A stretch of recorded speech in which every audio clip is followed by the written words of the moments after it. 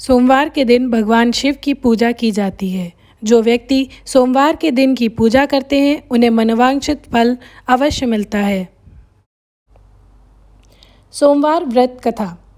किसी नगर में एक साहूकार रहता था। उसके घर में धन की कोई कमी नहीं थी, लेकिन उसकी कोई संतान नहीं थी, जिस वजह से वह बेहद दुखी था। पुत्र प्राप्ति के लिए वह भगवान शिव का प्रत्येक सोमवार व्रत रखता था और पूरी श्रद्धा के साथ शिवालय में जाकर भगवान शिव और माता पार्वती जी की पूजा करता था। उसकी भक्ति देखकर माँ पार्वती प्रसन्न हो गईं और भगवान शिव से उस साहूकार की मनोकामना पूर्ण करने का निवेदन किया। पार्वती जी की इच्छा अनुसार भगवान शिव ने कहा, हे पार्वती, इस संसार में हर प्राणी को उसके कर्मों के अनुसार फल मिलता है और जिसके भाग्य में जो है उसे भोगना ही पड़ता है। लेकिन पार्वती जी ने साहूकार की भक्ति का मान रखने के लिए उसकी मनोकामना पूर्ण करने की इच्छा जताई। माता पार्वती के आग्रह पर शिव जी ने साहूकार को पुत्र प्राप्ति का वरदान दिया, लेकिन साथ ही यह भी कहा कि उसके बालक की आयु केवल 12 वर्ष होगी। माता पार्वती और भगवान शिव की इस बातचीत को साहूकार सुन रहा था। उसे ना तो इस बात की खुशी थी और ना ही गम था। वह पहले की भांति शिव जी की पूजा कर रहा था। कुछ समय उपरांत साहूकार के घर एक पुत्र का जन्म हुआ। जब वह बालक 11 वर्ष का हुआ तो उसे पढ़ने के लिए काशी भेज दिया गया। साहूकार ने पुत्र के मामा को बुलाकर उसे बहुत सारा धन दिया और कहा कि तुम इस बालक को काशी विद्या प्राप्ति के लिए ले जाओ और मार्ग में यज्ञ कराओ। जहाँ भी यज्ञ कराओ वहीं पर ब्राह्मणों को भोजन करवाना और दक्षिणा देते हुए जाना। दोनों मामा भांजे इसी तरह यज्ञ कराते और ब्राह्मणों को दान दक्षिणा देते काशी की ओर चल पड़े। रास्ते में एक नगर पड़ा जहाँ नगर के राजा की कन्या का विवाह था, लेकिन जिस राजकुमार से उसका विवाह होने वाला था वह एक आँख से काना था। राजकुमार के पिता ने अपने पुत्र के काना होने की बात को छुपाने के लिए एक चाल सोची। साहूकार के पुत्र को देखकर उसके मन में एक विचार आया। उसने सोचा, क्यों ना इस लड़के को दूल्हा बनाकर राजकुमारी से विवाह करा दूं।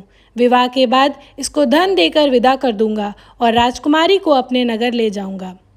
लड़के को दूल्हे का वस्त्र पहनाकर राजकुमारी से विवाह कर दिया गया, लेकिन साहूकार का पुत्र एक ईमानदार शख्स था। उसे यह बात न्याय संगत नहीं लगी। उसने अवसर पाकर राजकुमारी की चुन्नी के पल्ले पर लिखा कि तुम्हारा विवाह मेरे साथ हुआ है, लेकिन जिस राजकुमार के संग तुम्हें भेजा जाएगा वह एक आँख से काना है। मैं तो काशी पढ़ने जा रहा हूँ। जब राजकुमारी ने चुन्नी पर लिखी बातें पढ़ी तो उसने अपने माता पिता को यह बात बताई। राजा ने अपनी पुत्री को विदा नहीं किया, जिससे बारात वापस चली गई। दूसरी ओर साहूकार का लड़का और उसका मामा काशी पहुँचे और वहाँ जाकर उन्होंने यज्ञ किया। जिस दिन लड़के की आयु 12 साल की हुई उसी दिन यज्ञ रखा गया। लड़के ने अपने मामा से कहा कि मेरी तबीयत कुछ ठीक नहीं है। मामा ने कहा कि तुम अंदर जाकर सो जाओ। शिव जी के वरदान कुछ ही क्षणों में उस बालक के प्राण निकल गए। मृत भांजे को देख उसके मामा ने विलाप शुरू किया। संयोगवश उसी समय शिव जी और माता पार्वती उधर से जा रहे थे।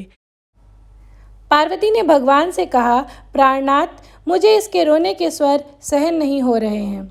आप इस व्यक्ति के कष्ट को अवश्य दूर करें।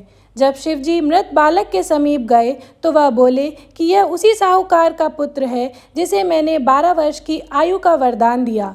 अब इसकी आयु पूरी हो चुकी है, लेकिन मातृभाव से विभोर माता पार्वती ने कहा कि हे महादेव, आप इस बालक को और आयु देने की कृपा करें, अन्यथा इसके वियोग में इसके माता पिता भी तड़प तड़प कर मर जाएंगे। माता पार्वती के आग्रह पर भगवान शिव ने उस लड़के को जीवित होने का वरदान दिया।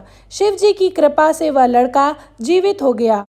शिक्षा समाप्त करके लड़का मामा के साथ अपने नगर की ओर चल दिए। दोनों चलते हुए उसी नगर में पहुँचे जहाँ उसका विवाह हुआ था। उस नगर में भी उन्होंने यज्ञ का आयोजन किया। उस लड़के के ससुर ने उसे पहचान लिया और महल में ले जाकर उसकी आवभगत की और अपनी पुत्री को विदा किया।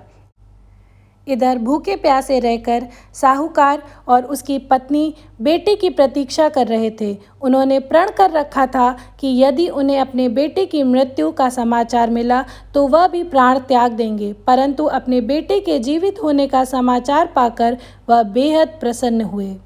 उसी रात भगवान शिव ने व्यापारी के सपने में आकर कहा, प्यारे भक्त, मैंने तेरे सोमवार के व्रत करने और व्रत कथा सुनने से प्रसन्न होकर तेरे पुत्र को लंबी आयु प्रदान की है।